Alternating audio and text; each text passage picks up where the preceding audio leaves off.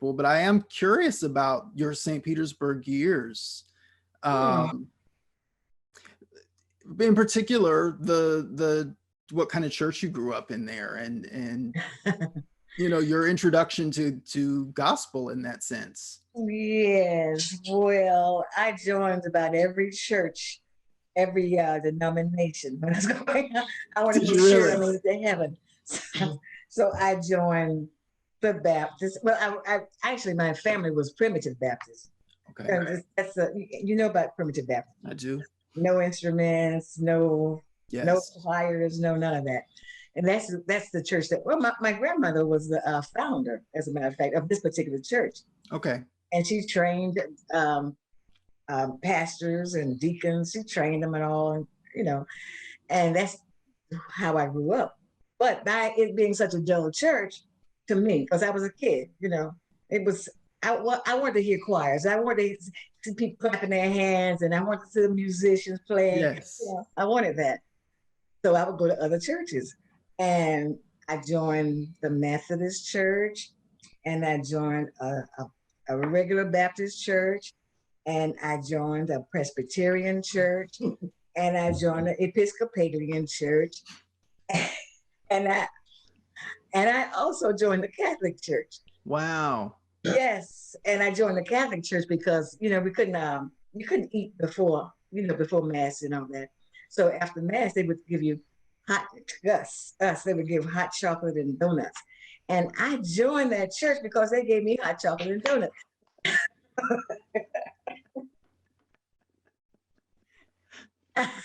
I love it. I wanted to make sure I go to heaven, so I joined every church. Wow. Now, did you go to any of the, I know back then, my godmother told me a lot of stories about the programs that used to happen down at the 16th Street Middle School. Oh yeah. Did you used to go to those? Yes, as a matter of fact, I used to perform at those Wow. and well, Goldie Thompson. Did you ever know Goldie Thompson? Yes, yes. I was a part of his teenagers. You know, he had a choir called the Teenagers, and I was a part of the teenagers, and we would Wow. open up for all the big acts and all that. You know, and that's how I really met a lot of the singers, professional groups. It was great. I enjoyed it. Wow. Well, how did you end up? Because you left St. Petersburg when if I'm understanding right, you left St. Petersburg when you joined the Ward Singers. Yes, that was right after I got out of high school, and my mother had just passed, and it was really kind of hard being there. You know, matter of fact, her funeral was the day before Thanksgiving. Wow. So that's how we celebrated Thanksgiving, going to a funeral. You know, and my mama that.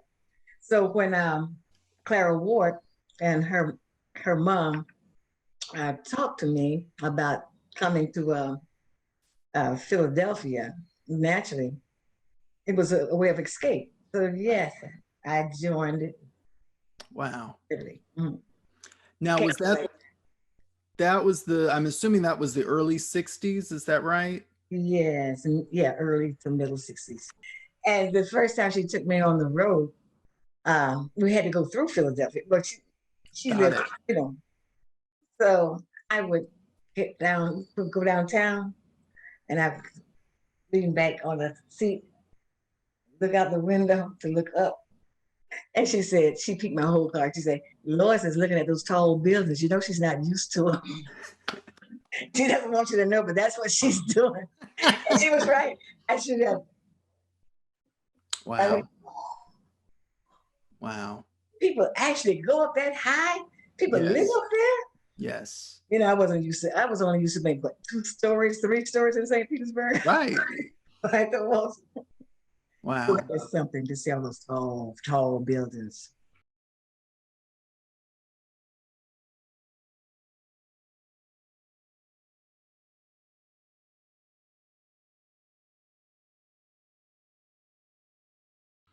So then you became a part of Rosie Wallace's assembly. Yeah.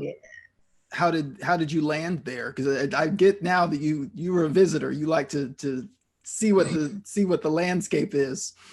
Yes, well, things. when I after being with the Ward Singers, um, there were some things that transpired that I really, well, I don't want to really talk about, and it made me unhappy.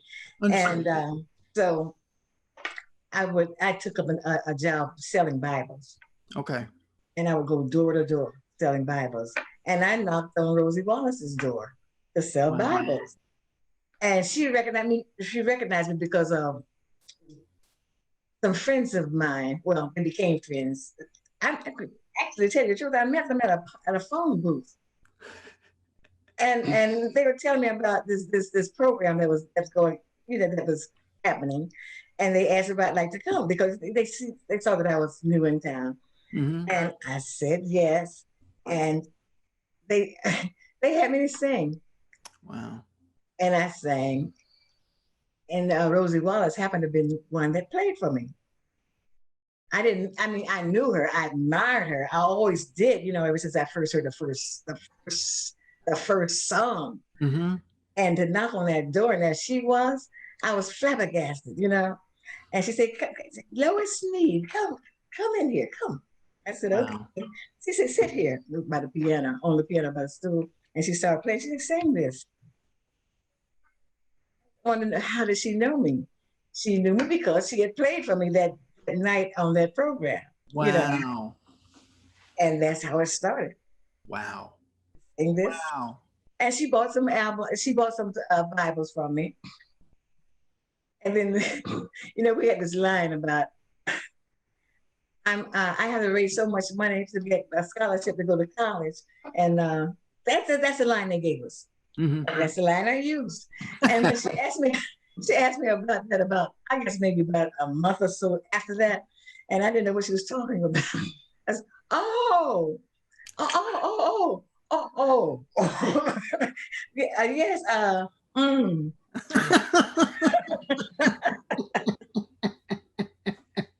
All to sell a Bible.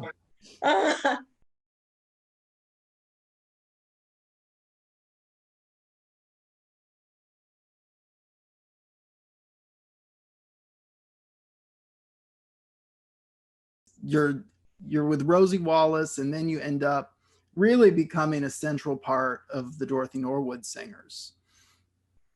Yes, And that was a great time for me.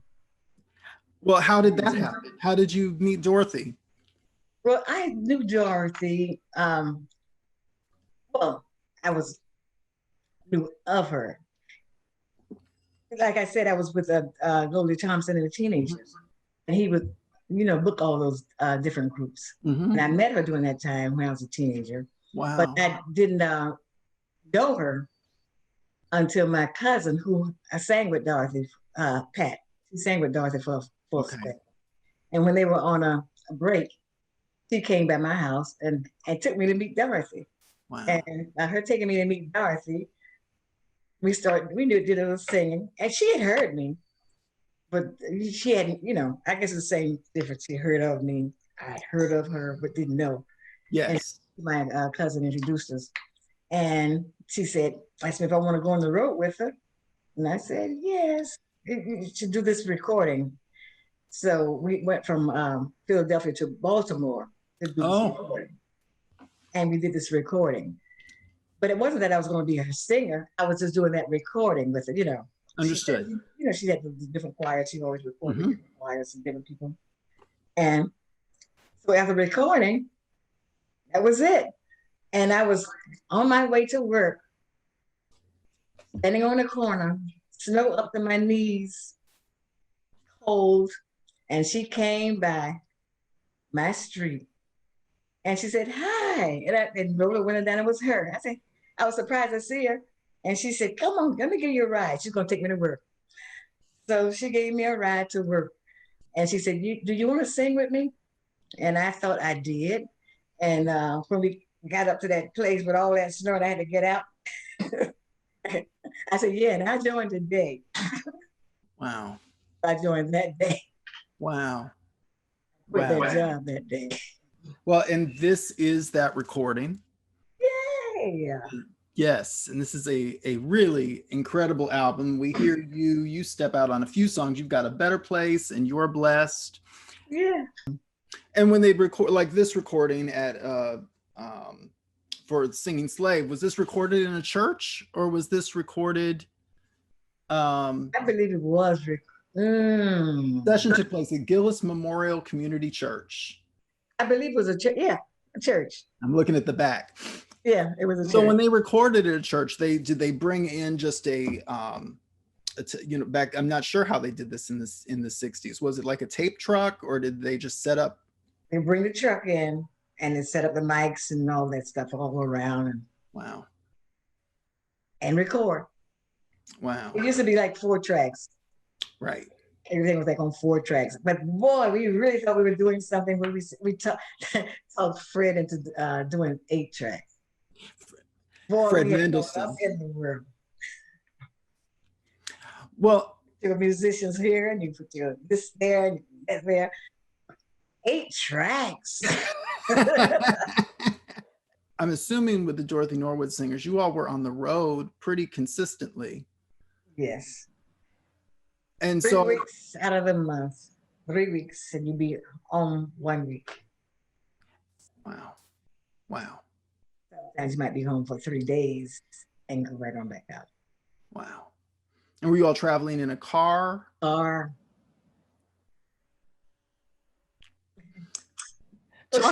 you talk a little bit about that?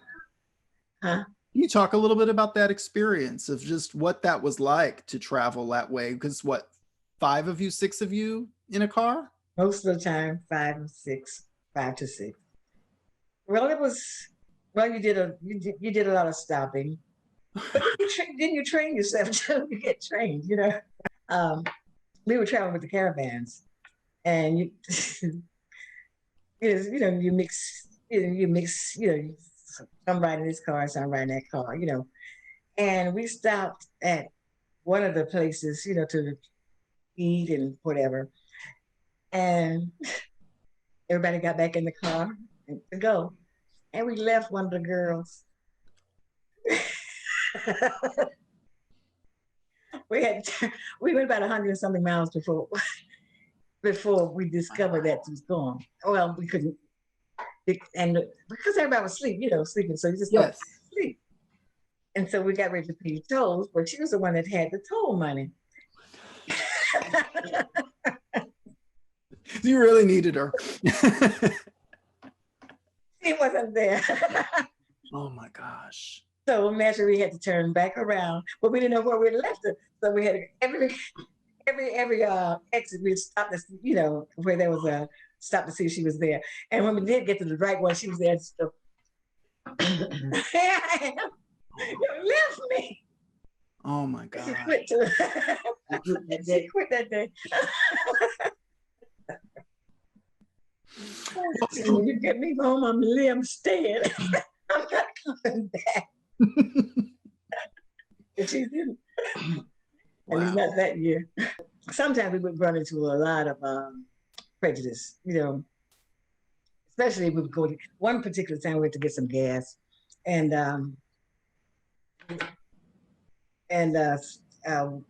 naturally, when you get gas, you try to get you something to eat and you go to the restroom. They were going to let us buy the food and buy the gas, but didn't want us to go to the restroom. Right. We had to go outside to go to the restroom. Outside, it was nothing, I mean, not a building, outside. Outside, yeah.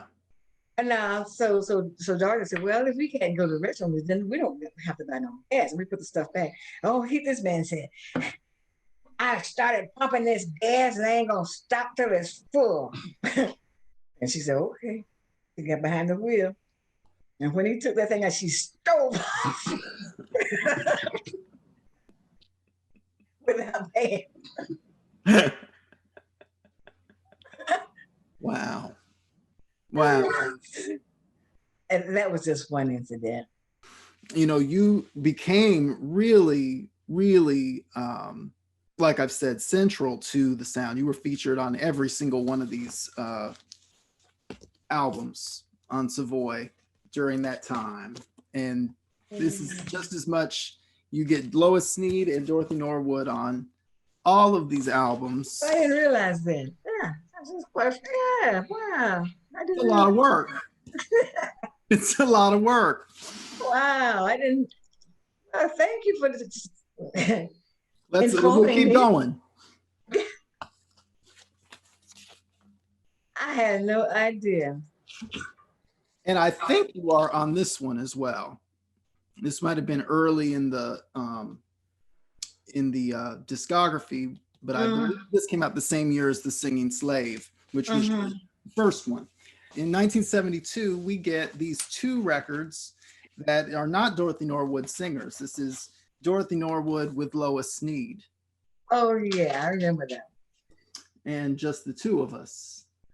And what you really hear is the amazing, amazing chemistry that you and Dorothy had vocally. It was a long time ago. Yeah. I remember. 47 years. Yeah, I remember the rehearsing and the thing. But during that time, I was really, really, really, really so shy and so scared and so unsure and Really? uh, and so it's hard to remember what was going on at the time. Nervous. Really? Um, Wow. yeah, That's, some stuff. it's amazing to hear that. Really? Well, because what we hear when you sing is so bold. Oh. And Well, so, it's God. It's the Lord in me. yeah. Because I just hear courage. That is my courage. He is my courage. Yeah. Yeah. So, well, let's talk about if we can. We'll. These were two different experiences. One was live, recorded in Atlanta, and then the other one was recorded at the Savoy studio. And so, we've talked a little bit about what the live experience was like back then. I'm curious about your memories of the Savoy studio. The only thing I can really remember about that is small. And there's somebody sitting behind a board. I don't really, it's not too much, it wasn't nothing to really just say to embrace. I mean, you know. Well, let me ask this. Would you all, like when you were getting ready to make a record, was it a stop on the road? I know Newark and Philly aren't that far from each other. So if you were home, it was probably easy to just get in there. But if you were on the road, did you time things, do you remember, so that you could just stop through, passing through and make this record and go on? Or More than likely, we probably stayed at the hotel. Okay. In New Jersey. Okay. You know, what? Now, when Atlanta, naturally, you had a big time for rehearsal and stuff like that. But we did most of the rehearsing before we got to New Jersey, because at that time we were living in Atlanta. I was in Atlanta too at that time. Oh, really? Okay. And so we did our rehearsing there, and by the time we got to the studio, we already knew what we were going to do. But how did you all make decisions about what songs you wanted to cut? Were they songs you were doing on the road that worked? And some of them were, and some of them were just songs that would come to your mind to do. And some that we would write, and it just depended on how it felt inside. You know, how that song felt when you do it. Well, I interviewed Dorothy a few years ago, and one of the things she said to me was that I'm paraphrasing, so let me be clear so that this doesn't sound like I'm directly quoting her. But she basically said, you know, y'all produced those records for Savoy back then, that the you know, Fred Mendelssohn or other people that had their names on as the credit, they were just for the people that ran the label. But in terms, they were just there drinking coffee. I don't even think we even thought anything about that. about being credited as far as producing or co-producing. I think we would have thought anything about that. We were just so record Yeah. and get it out. Yeah. Yeah. But Dorothy always, she's the brains. She's the brains. Really? Oh boy, that was something with that mother. And she tells how she got the burns and stuff. Mhm. And she said she ran and I started. She said I ran and I started running, ran. Didn't held it so long. Then she looked at me, and I was still holding ran. Then she decided she'd run around the building.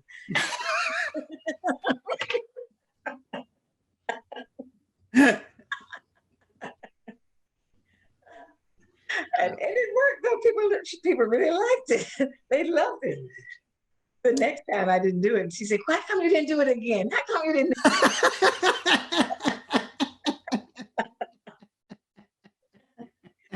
So it became part of the act, I guess you call it. But you know what was really sad to me when we come outside the program, and the people would meet me, and you know what some of them would say? That's a shame how you did your mother.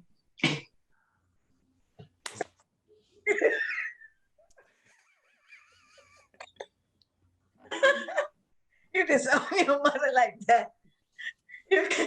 And what she did for you, she put her hands over your face and ran in there to get you out of that fire. And she comes up here to see you, and you act like you don't even know. It's a shame how you did your mother. They thought that it was us. Wow. But I don't know why they did think that, because Dorothy didn't have any burns in her. Right. And she was not old enough to be my mother at that time. I want to ask you too I was going to ask you about one other Philly group that I think I know they were really inspirational to Dorothy. I don't know if they were to you, the Davis sisters. Oh, yes. For a second, I sang with the Davis sisters. No, really? Yeah, Jackie had just left at the time. Okay. And they were going to have me to, I guess, to take her place. But then I had the opportunity to go to Europe, so I went. And when I came back, well, they had already, I think that's when, what her name? Judy, I think Judy was taken. Okay. I think that's when she went in. Well, and I wanted to ask you about Europe, because you went with, if I'm not mistaken, you went with Dorothy to open for the Rolling Stones on a European tour. Yeah. That was you. Dorothy Pearson, Dottie Peoples, Okay. and Audrey and Roxy. Wow. So, yeah. Wow. What was that experience like? It was fun. Yeah. A lot of work though, but it was fun.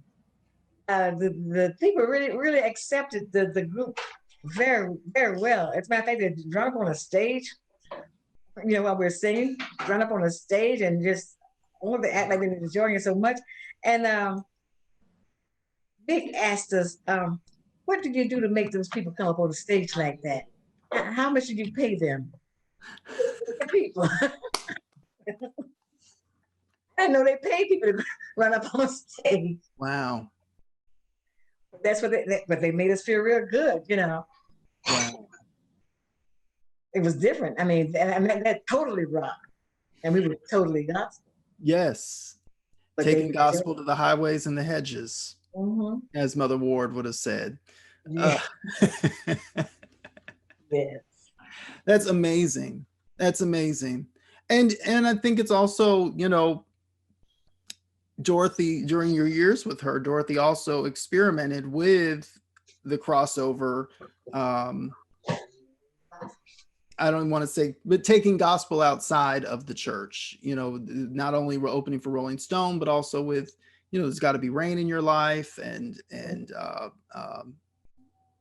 Mother Loves Her Children, and those songs that were not traditional gospel, but that were edging out and making an impact in the larger world. It was, well, Mama Loves Her Children. I wrote that one. You did? Yeah. Wow. Surprised you mentioned. Well, it's a unique thing because I mean I was reading about those singles that Dorothy did in those years and her talking about wanting to expand into the R&B world. And so I think, you know, those are important records that I think get overlooked.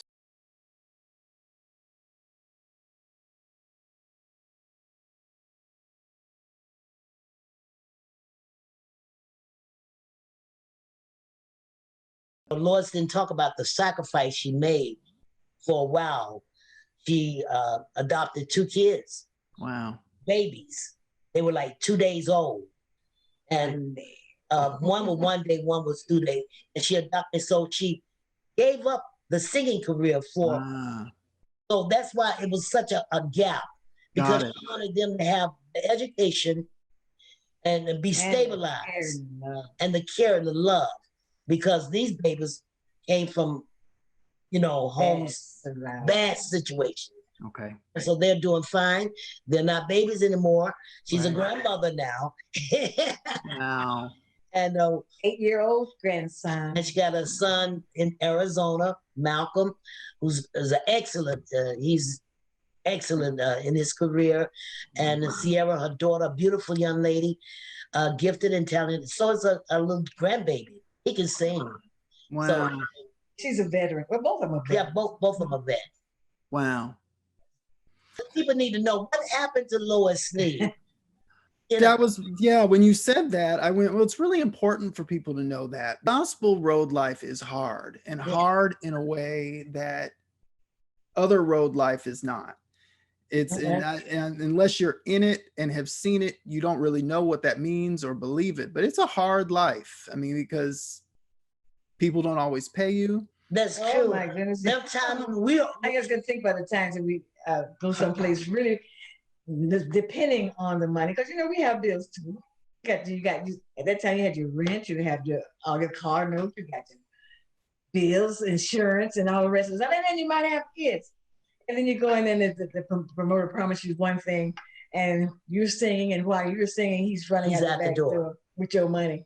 It was terrible. And then that means you don't have what you need to get at the hotel. So that means you got to throw your stuff over the balcony.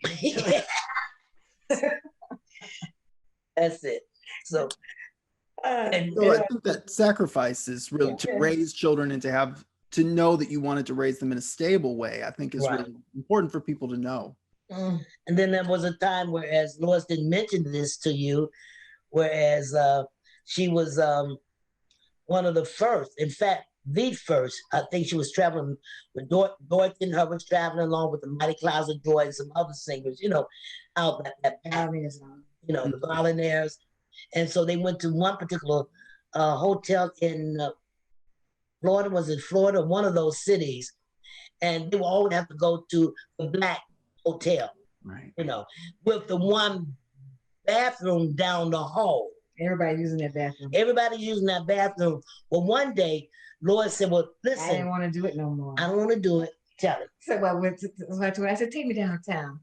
You gonna go to the hotel downtown? I said, yes, I'm gonna go to the hotel downtown. Take me to the downtowner. So they took me. And she's really going in.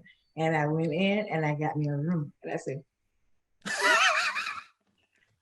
because they thought that they could not get in there, and possibly they didn't want any trouble. They didn't want any trouble.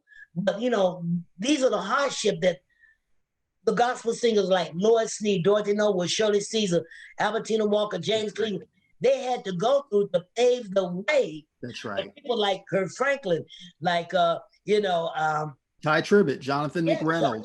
All these people. I mean, you know, they can name their price and no doubt they'll get it. But they would name their price and sometimes wouldn't get it. That's right. As a promise. Oh, it's one place in Philadelphia, they used to call it play ball. You play ball with Ronnie Williams. we're going to Philadelphia to play ball because you got to play some ball with me right now. I said, I don't have all your money, so play a little ball with me. Because we're always striking out. Wow. All you see, all these people sitting in the audience, all those people in the audience, standing on the outside, trying to get in. And they gonna say, you didn't make the money. I want to give you, and promise, even if it's $10, you can't give me $10. I can only give you 7. You know what I'm saying? We were in Florida one time, and at this program, and this promoter commission had a little situation going on in the next town, whereas they were coming from Texas. They was coming from someplace. Anyway, something happened. So this promoter, he left to go and take care of them. To try to take care of them. And people coming in. Guess what Lois and I was doing? Collecting the money. And we gave all that money to them. So we knew exactly what was made because the place was jam-packed. So later on, he said, I just don't have the money. So Lois said, you don't? He said, no, I'm sorry. I just don't have all of them. The Lord said, oh, I understand. I tell you what I'm going to do. I'm going to go out there and I'm going to tell them, we're going to raise up some money for you. We're going to tell the people that you just don't have the money. He came up with the money. He didn't, he said it would be embarrassing for him. Yeah. But he came up with the money. He came up with the money. So why wouldn't he do it in the first place? Why? And let's be straight. Sometimes he would take advantage of women. That's absolutely right. Being a woman was very challenging back then.